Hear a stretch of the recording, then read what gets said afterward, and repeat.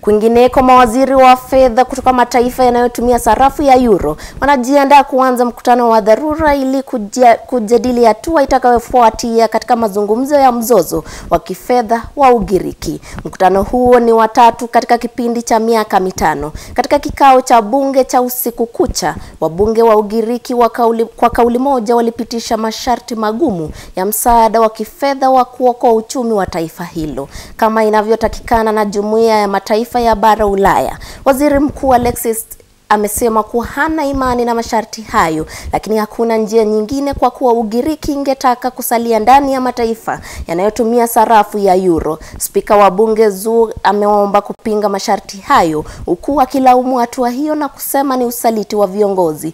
Miongoni mwa mapendekezo hayo ni pamoja na kuongezwa kwa ushuru na mabadiliko katika sheria ya ajira.